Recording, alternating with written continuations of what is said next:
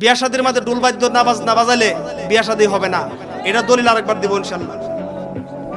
মেশকাত শরীফ আনছি, মেশকাত শরীফের দলিল, বিয়া শাদীর মধ্যে যদি ডুল বাদ্য না বাজে ওই বিবাহটা হালাল না। প্রমাণ না করতে পারলে বাংলাদেশের বাত আমার জন্য হারাম। 550 পৃষ্ঠা। কত পৃষ্ঠা? 155 পৃষ্ঠা।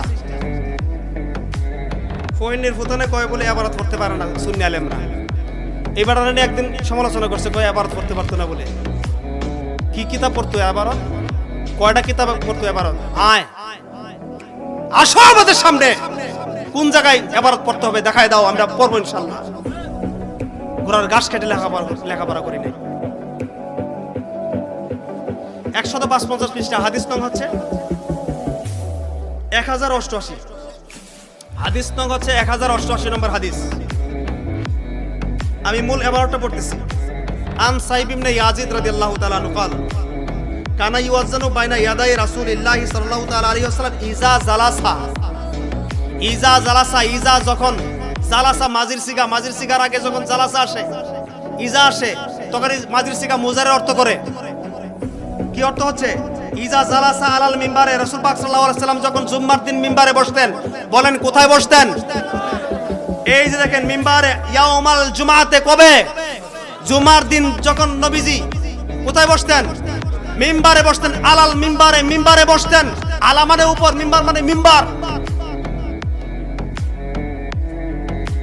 বসতেন তখন আলা বাবিল মসজিদে আজান হতো মসজিদের দরজায়। আলা মানে উপর, বাবুন মানে দরজা, মসজিদ মানে মসজিদ। উপর বলতে এখানে মসজিদের দরজার উপরে না, বরং দরজার বাহিরে, দরজার কাছে বা দরজার মধ্যে দাঁড়াইয়া কি করতেন? আজান দিতেন। এটা আমার কথা, এটা রেজবি বাবার কথা না, এই শামীম রাজার কথা না, হাদিস কোরআন আল্লাহ নবীর কথা। কার কথা? আল্লাহ নবীর কথা। আমি একটু আগে বলছি যে মা আতাকুমুর রাসূলু ফাখুযুহু, রাসূল যা নিয়ে আসছে তা ধরো। হে আলেম সমাজ, রাসূলুল্লাহর যুগে একদিন আজানটা শুধু জুম্মার আজান না, ওয়াক্তি আজান সহ মসজিদের ভিতরে হয়েছে। একটা দলিল যদি কেউ দিতে পারো, রেজবিরা তার কাছে মুরিদ হবে, রেজবিরা তার কাছে মুরিদ হয়ে যাবে।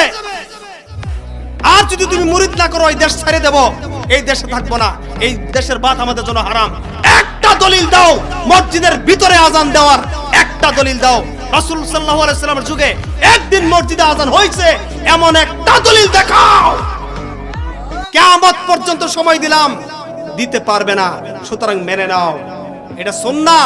মসজিদের আজান, জুম্মার দিনের সারনি আজান বাহিরে দেওয়া সুন্নাহ, আর ভিতরে দেওয়া বেদাত, বেদাতে সাইয়্যা, হালাল মনে করা কুফরি। এরপর ইসলাম আমাদেরকে বলল ঢোল বাদ্য বাজানো এটা হারাম, অশ্লীল গান বাজনা হারাম, নাচানাচি হারাম। আমরা বললাম আল্লাহ, বিনোদনের একটা মাধ্যম তো আমাদের লাগবে। ইসলাম বলল ইসলামী নাশিদ যদি তুমি গাও সেটা হালাল। ঢোল হারাম, কিন্তু তার বিপরীতে দফকে হালাল করেছে কে? ঢোলের দুই দিকে আটকানো, এটা বাজালে নেফাকি তৈরি হয়, ধামধাম আওয়াজ তৈরি হয়, এমন বিট তৈরি হয়, ডান্স দিতে মনে চায়। আছে না নাই? প্রায় মাঝে মাঝে দেখি ওই গায়ে হলুদের অনুষ্ঠানে ইত্যাদি ইত্যাদি অমুক অনুষ্ঠানে বাসার ছাদের উপরে এমন বিটে হেভি মিউজিক্যাল ইনস্ট্রুমেন্ট দিয়ে এমন গান ছাড়ে, পুরো এলাকাটা কাঁপে। ওনাদের সাথে দুম্মা চলে, খালি কি চলে? দুম্মা চলে। খেয়াল করছেন? আপনার কাছে যদি বাজায়, এই টেবিলটা কাঁপবে, সাথে সাথে আপনার শরীরও কাঁপবে, আপনাকে ক্রেজি বানাবে। ইসলাম বলেছে না, যেটা তোমাকে ক্রেজি বানায়, যেটা তোমাকে অস্থির বানায়, যেটা তোমাকে অশ্লীল বানায়, ওটাকে হারাম করেছে কে?